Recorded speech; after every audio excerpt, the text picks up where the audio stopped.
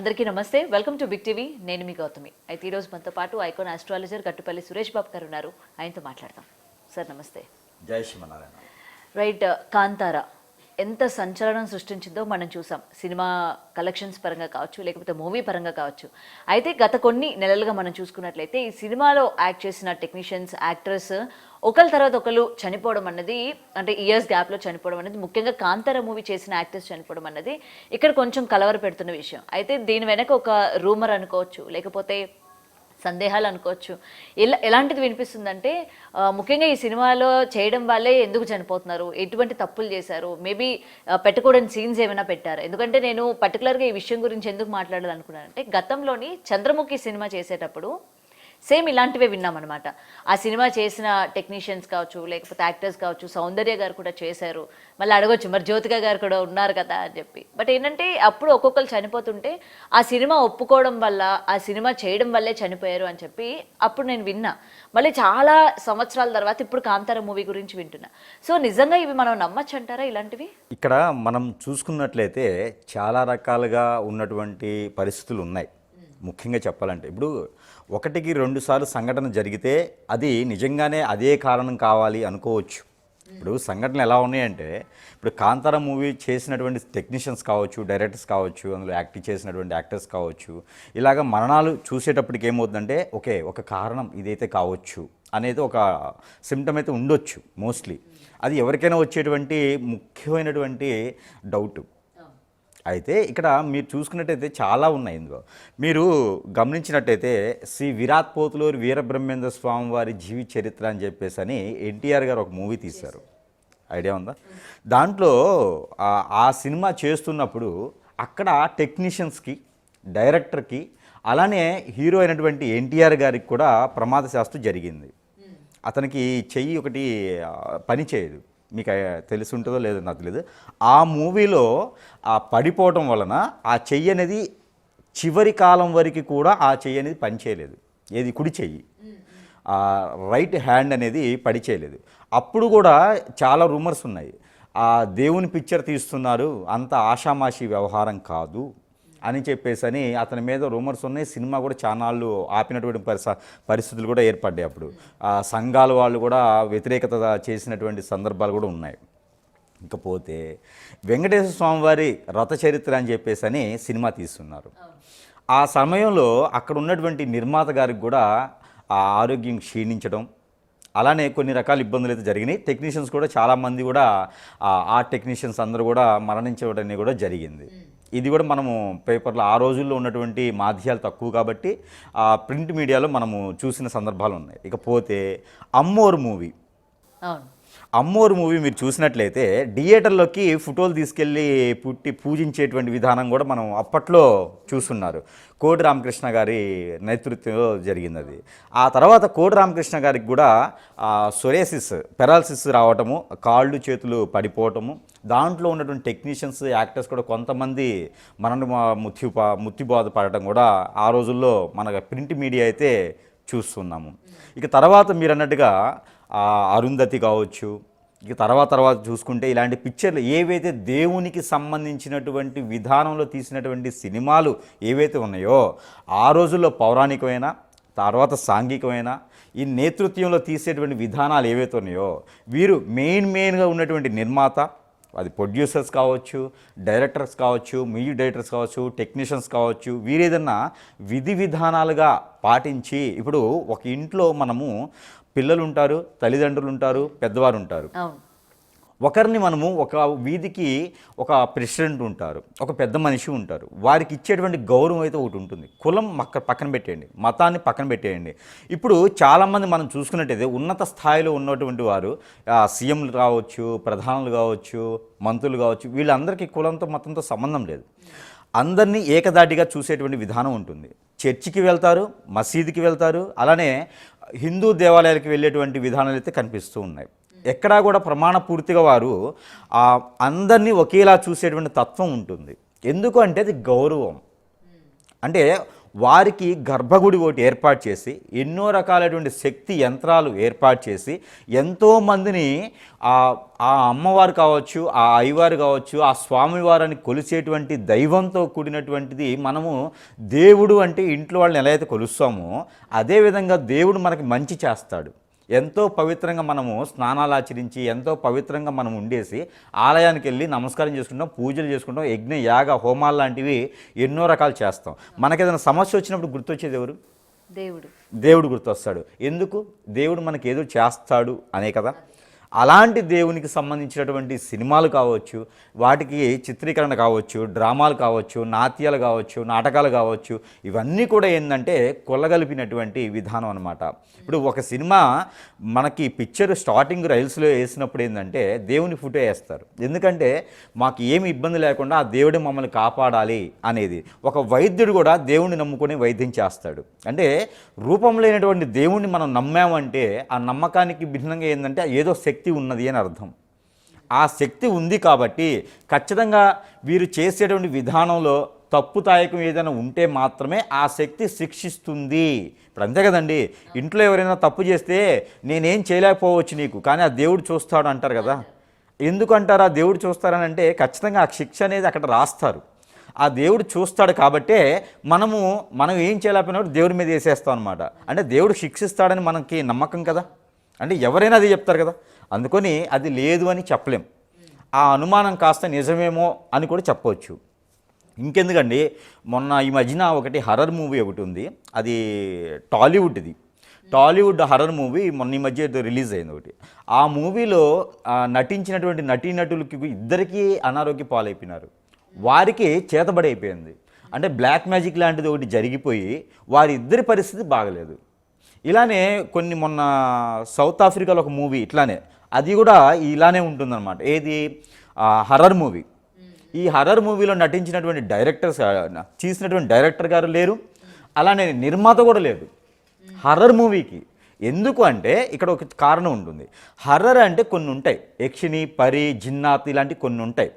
ఆ పదాలను వాడి వాటిని ఇబ్బంది పరిచి వాటి ద్వారా ఇవేవో చేస్తున్నాయని చెప్పి మనం నటించి తీసి 10 మందికి తెలియచేస్తే వాటికి సమకూరటువంటి విధానంలో మనము చేయలేకపోతే కనుక అవి ఖచ్చితంగా మనల్ని ఇబ్బంది పెట్టేటువంటి పరిస్థితులు అయితే లేకుండా ఉండవు. అంటే ఇప్పుడు హర్రర్ మూవీస్లోని మనం కొన్ని మంత్రాలు వింటూ ఉంటాము, కొన్ని అవన్నీ కూడా జస్ట్ వాళ్ళు రాసుకున్నవి ఏవో కామెడీగా చెప్తున్నారు అని అనుకుంటాం, కానీ నిజానికి కాదా? అయితే లేదు. ఇక్కడ ఒకటి మీరు కరెక్ట్గా అడిగారు, ఏంటంటే దేవునికి సంబంధించిందైనా దెయ్యాలకు సంబంధించిందైనా మంత్రోచ్చారణ ఉంటుంది. ఓకే, అది తెలుసో తెలియకో మనం లిఖిస్తాం, అది తెలిసో తెలియకో స్క్రిప్ట్ పరంగా రాసుకుంటాం. ఆ రాసింది ఉచ్చారించడం ద్వారా మనకి ఆటోమేటిక్గా తెలియకుండా ఒక పవర్, ఎనర్జీ అనేది మనకి చుట్టూతో ఒకటి హరోరా ఉంటుంది. ఈ హోరా మనకి ఏర్పడింది అనమాట. ఇప్పుడు ఉదయాన్నే మనము యోగా చేస్తాం. యోగా చేసినప్పుడు కొంతకాలం యోగా చేయగానే మనకి తెలియని ఒక పాజిటివ్ వచ్చేసి మన చుట్టూతో ఒక హోరా ఏర్పడిద్ది. మనకి జరగబోయేది ముందుగానే మనకి పసిగట్టగలుగుతాం. ఓకే, అదే మనకి తెలియచేస్తాం. ఇప్పుడు మీరు ఉన్నారనుకోండి, ఇప్పుడు మీరు ఎదురు కూర్చొని ఉన్నారు, మీకు ఏం జరగబోతుంది అనేది నేను చెప్పొచ్చు. అంటే ఆ హోరా అనేది మనకి తెలియచేస్తుంది. నేను ఏదైతే మంత్రోచ్చారణ చేస్తానో ఆ మంత్రం ద్వారా మనకు కొన్ని తెలియచేస్తాయి. అలా తెలిసి తెలియకుండా ఇప్పుడు అదే మంత్రం మీరు చదివారనుకోండి, మీకు అనేది ఆ శక్తియుక్తులు అనేది తక్కువ ఉంటాయి కాబట్టి ఆ మంత్రం పనిచేస్తుంది, కానీ మీకు తెలియదు అది. ఓకే, మంత్రం పనిచేస్తుంది, ఎవరు చదివినా మంత్రం పనిచేస్తుంది కానీ తెలియదు. ఇప్పుడు నా పేరు సురేష్ బాబు, మీరు పిలిచినా అదే ఉంటుంది, మంత్రాలు వచ్చినట్టు పిలిచినా సురేష్ బాబే ఉంటుంది, ఉచ్చారణ ఒకటి, ఎవరు పిలిచినా పలికేది ఉంటుంది, కాకపోతే అది మీకు పవర్ అనేది తెలియదు. అలా ఉంటుంది కాబట్టి దానికి విధానం తెలియదు అని కారణం. ఇక్కడ అలా కూడా తప్పు జరిగితే ఉండొచ్చేమో, అందుకోసమే కొన్ని మూవీస్ పవిత్రంగా తీసిన మూవీస్ వాటికి ఏం కాలేదు. తర్వాత శ్రీరామ్ దాస్ మూవీ ఉంది, అన్నమయ్య మూవీస్ ఉన్నాయి, ఇంకా చెప్పుకుంటూ పోతే చాలా రకాల మూవీస్ తీస్తున్నారు. శంకరాచార్య మూవీస్ తీశారు. ఇవన్నీ కూడా ఏంటంటే పవిత్రంగా తీయడం ద్వారా ఆ రిలీజ్ చేసే సమయము, ఆ ముహూర్తము, షెడ్యూల్ స్టార్ట్ చేసే ముహూర్తాలు ఇవన్నీ కూడా చూసుకోవాలి. మరొకటి ఏంటంటే వారి నక్షత్రానికి, వారి జాతకానికి ఈ మూవీ సరిపోతుందా లేదా, ఓకే, తీసే డైరెక్టర్ కూడా ఒకసారి చెక్ చేసుకోవాలి. అయితే ఖచ్చితంగా చూసుకోవాలి. ఎందుకంటే మనకి మించినటువంటి శక్తి, నాకు ఈతొచ్చు, ఎక్కడొచ్చు, స్విమ్మింగ్ పూల్లో వచ్చు, ఈతొచ్చు కదా, సముద్రంలో దూకకూడదు. దూకితే ఏమవుద్ది, మనకి శక్తి సరిపోదు. మన ఆయుష్ సరిపోదు. అది గండం కింద ఉన్నటువంటి వారు కొంతమంది ఉంటారు. కొన్ని జాతకాలు చూసినప్పుడు వీక్ ఉంటుంది. శనీశ్వరుని బలం వీక్ ఉందనుకోండి, ఇలాంటి మూవీస్ తీయడం ద్వారా ఇబ్బంది పడతారు. అలానే దీక్ష అని ఉంటుంది. దీక్ష ఖచ్చితంగా తీయాలి. ఇలాంటి పవిత్రమైనటువంటి మూవీస్ తీసేటప్పుడు వల్కర్గా తీయకూడదు, దీక్షని తీసుకోవాలి. ఇప్పుడు ఎవరికైనా పర్సనల్ లైఫ్ అనేది ఒకటి ఉండేది, పర్సనల్ బుక్ ఒకటి ఉండేది, పర్సనల్ డైరీ ఒకటి ఉండేది. ఆ పర్సనల్ అనేది ఏంటి? అది వారి సొంతం అని అర్థం. దాన్ని మనం వెలుగు తీయకూడదు. ప్రతి అమ్మవారికైనా ప్రతి అయ్యవారికైనా కొన్ని రకాలుగా ఉంటుంది. అది 4 గోడల మధ్యనే ఉంటుంది. ఎవరికైనా దాన్ని వెలిగించి తీసేసి బయట పెట్టకూడదు, వలకరగా తీయకూడదు. 10 మందికి మంచి జరిగేలా తీయాలి. ఇప్పుడు తీసేవారు కూడా చాలా రకాలైనటువంటి టెస్టులు ఉన్నాయి, చాలా రకాలుగా చేస్తున్నారు. కానీ ఏంటంటే ఇవన్నీ కూడా తెలియని ఒక తత్వం. లేదా మూవీ స్టార్ట్ చేసేటప్పుడైనా పెద్దవాళ్ళనో, గురువునో, పీఠాధిపతులనో ఎవరినో కొన్ని సంప్రదించాలి. ఏది పెట్టాలి, ఏది పెట్టకూడదు సంప్రదించిన తర్వాత మాత్రమే మనం చేయాల్సి వస్తుంది. మంత్రోచ్చారణ చాలా గొప్పది. ప్రతి మనిషికి కూడా ఏంటంటే అమ్మవారు ఉన్నారా, స్వామి ఉన్నారా, ఇక్కడ దేవత ఉన్నారు, ఇక్కడ పవర్ లేదు, ఈ గుడి అంతా పాడుబడిపోయింది, అలా ఉన్నదండి. మంత్రోచ్చారణ గొప్పది. మనం చదివేటువంటి మంత్రం, మనం చెప్పేటువంటి మంత్రము చాలా గొప్పది. మనము స్నానం చేసినా చేయకపోయినా మంత్రోచ్చారణ చేయండి. ఇప్పుడు శివాలయంలోకి వెళ్తే మనము స్నానం ఆచరించి వెళ్ళాలని లేదు. అలా మనం చేయలేని తరుణంలో ఈభూతి ధారణ చేసుకొని కూడా శివాలయంలోకి వెళ్ళొచ్చు. ఓకే, ఈభూతి ధారణ చేస్తే మనము అక్కడ పవిత్రంగా వెళ్ళినట్టే లెక్క. విష్ణు ఆలయంలోకి వెళ్తే తులసి మొక్కని, తులసి నీళ్ళు నెత్తించలుకొని వెళ్తే చాలు, ఆ స్వామి మనల్ని ఏమి ఇచ్చేయడనమాట. అంటే ప్రతి దానికి కూడా ఒక విరుగుడు, ఒక సబ్క్యూట్, ఒక పద్ధతి ఉంటుంది. ఆ చేసేయడం పద్ధతి ఎవరికి తెలుసు? డైరెక్టర్ తీయడం తెలుసు. దాని విధానం తెలియాలి అంటే ఒక పద్ధతి ఉంటుంది. ఆ పద్ధతి ప్రకారంగా మాత్రం ఖచ్చితంగా చేయాల్సి వస్తుంది.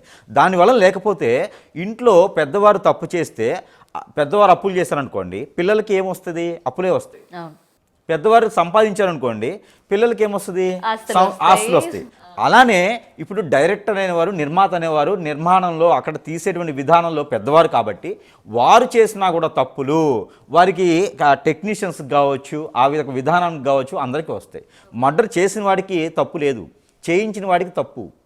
పైన రాసేది చేయించారు ఎవరుంటారే, వీడు చెయ్యమంటేనే కదా చేశారు అని చెప్పి వాడి మీద రాస్తారు చిత్రగుప్తుడు. అందుకని చెప్పేసని ఈ మూవీస్ తీయడం ద్వారా మంచి జరగొచ్చేమో, సమాజానికి మంచి తెలియచేయొచ్చేమో, కానీ విధానాలు మార్చుకోవాలి. ఒక్కొక్క స్వామివారికి ఒక్కొక్క పద్ధతి ఉంటుంది, ఒక్కొక్క అమ్మవారికి ఒక్కొక్క పద్ధతి ఉంటుంది. ఇప్పుడు మీరే చూడండి, మనం కళ్ళ ముందు చూస్తున్నాం కదా. ఇప్పుడు కోటరామకృష్ణ గారి పరిస్థితి ఏంటి, ఎలా అయిపోయింది? అమ్మవారు తీస్తున్నారు, అరుంధతి తీస్తున్నారు, ఇంకా చాలా మూవీస్ తీసేసి ఈరోజు పరిస్థితి అలా అయిపోయింది. మరి వేరే డైరెక్టర్కి ఎందుకు అవ్వలేదు? రాజమౌళి గారు నియమనిష్టలతో లేకపోవడం వల్ల అనుకోవచ్చా? ఇప్పుడు రాజమౌళి గారు ఉన్నారు, చాలా రకాల మూవీస్ తీశారు. ఆయన ఆర్టిఫిషియల్ కొత్త రకంగా సృష్టించినటువంటి కథలు అవి. అక్కడ దేవుడు లేడు, దెయ్యము లేదు, సృష్టించినటువంటి కథలు అవి. వాటి వల్ల ఏం ప్రాబ్లం రాదు. ఇక్కడ ఏంటంటే కాంతార అనే అమ్మవారు అక్కడ గ్రామదేవత. ఆవిడ మనకి ఉజ్జాని మహంకాళి మన మాత ఎలా కొలుస్తున్నామో అక్కడ మనకి కాళీమాతలాగా ఏదైతే మనం పూజిస్తున్నామో, మన కర్ణాటక ఏరియాలో ఆవిడ ప్రసిద్ధి చెందినటువంటి అమ్మవారు. ఆ అమ్మవారిని తీసుకుని ఆవిడ కథ తీసుకోవచ్చు, ఆవిడ స్టోరీ తీసుకోవచ్చు, ఆవిడ విధి విధానాలు తీసుకోవచ్చు.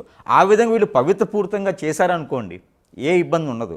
ఇది ఒక విషయం. అయితే మరొకటి ఏంటంటే, ఇప్పుడు మరణించిన వాళ్ళు అటువంటి జాతకాలు అయితే నేను పరిశీలించాను.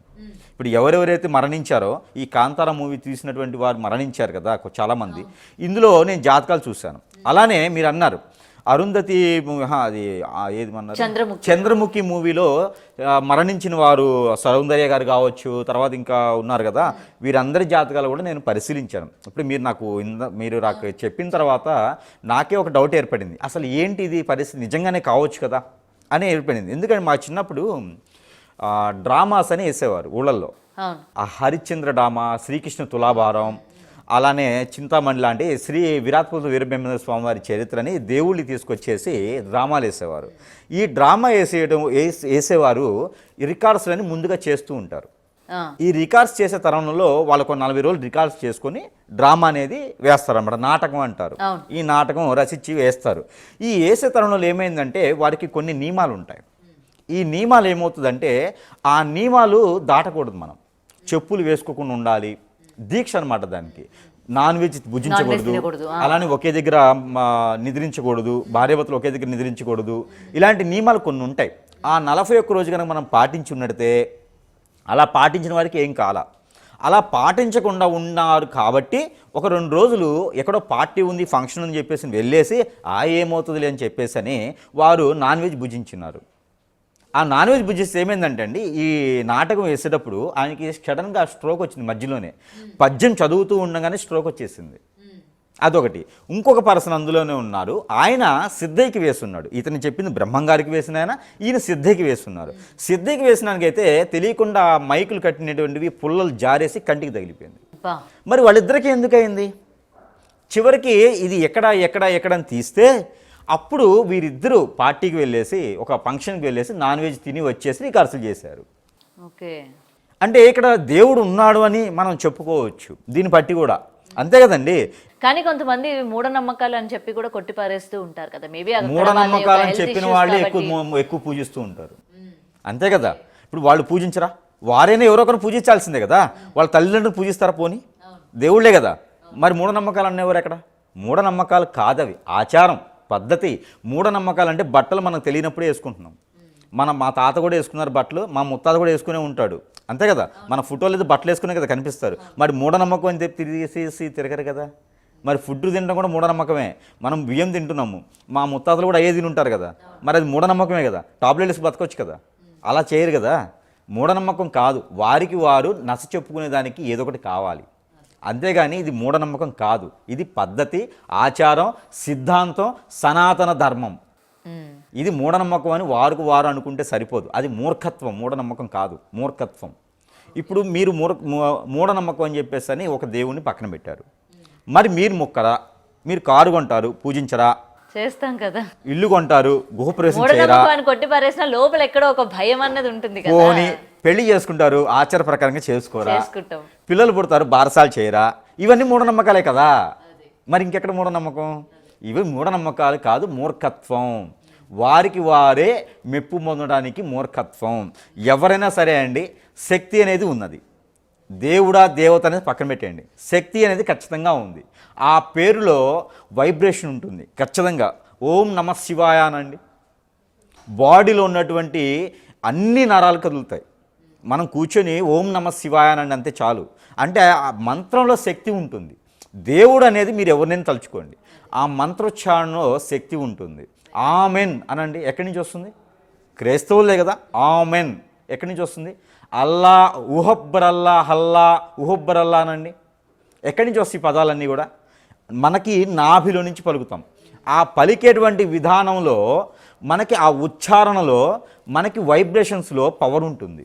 ఆ పవర్లో మనము ఏదైనా సాధించవచ్చు. దేవుడు అనేది ఎవరినైనా తలుచుకోండి, ఇంట్లో తల్లిదండ్రులు తలుచుకోండి, భార్యను తలుచుకోండి, భర్తను తలుచుకోండి, పిల్లల్ని తలుచుకోండి, అది కాదు ఇక్కడ.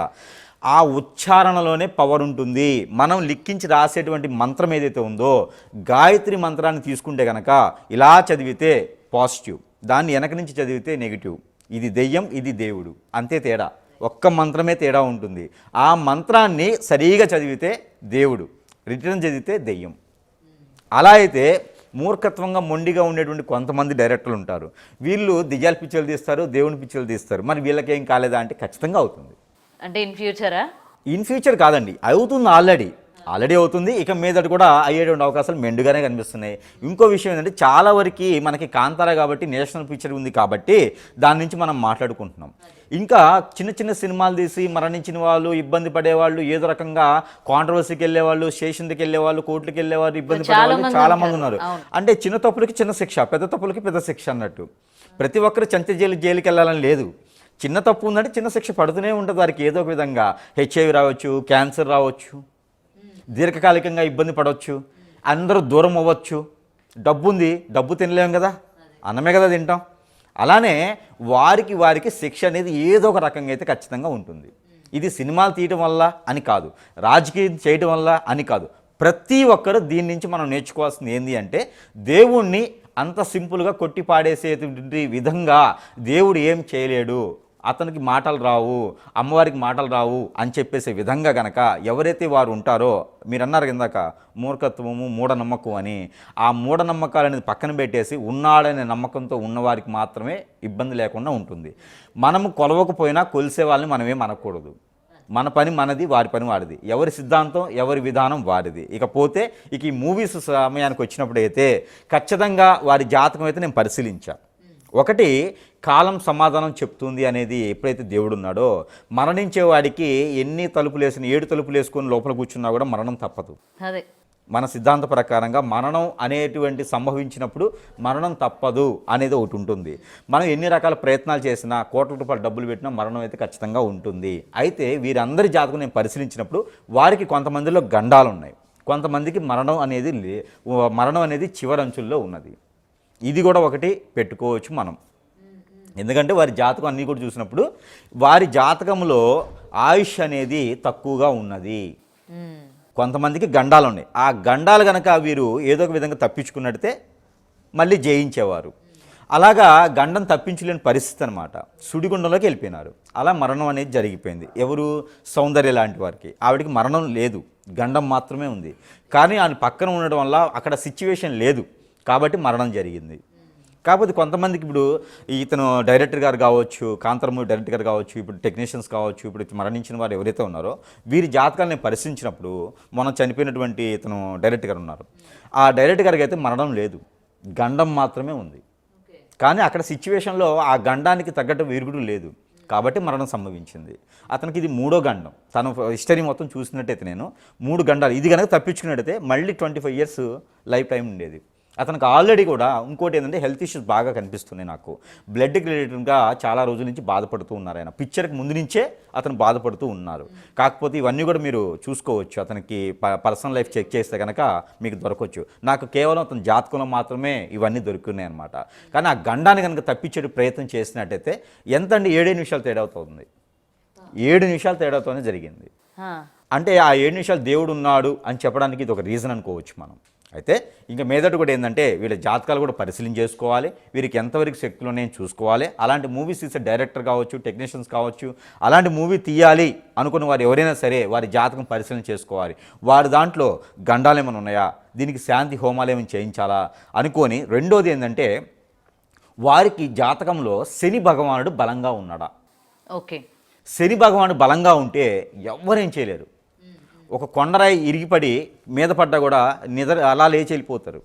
శని భగవానుడు వారికి నెత్తిన కూర్చోవాలి. అలా ఉన్నప్పుడే ఇలాంటి మూవీస్ పట్టుకోవాలి. ఆయుష్ బాగున్నప్పుడే వారి మూవీస్ తీసుకోవాలి.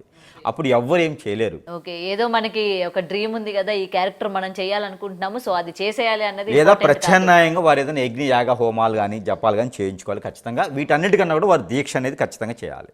వాళ్ళు 40 రోజులు తీస్తారా, 3 నెలలు తీస్తారా, ఎన్ని రోజులైనా తినండి. పిక్చర్ స్టార్టింగ్ నుంచి ఎండింగ్ వరకు కూడా దీక్ష అనేది ఒకటి ప్రారంభించుకోవాలి. ఆ దీక్షలో మనం ఏదైతే ప్రమాణాలు చేసామో ఆ ప్రమాణాలు ఖచ్చితంగా నెరవేర్చుకునే విధంగా ఉండాలి. ఈ విధంగా తీస్తే మాత్రమే ఏ మూవీస్ తీసినా ఏది చేసినా కూడా పద్ధతిగా ఉంటుంది, బాగుంటుంది.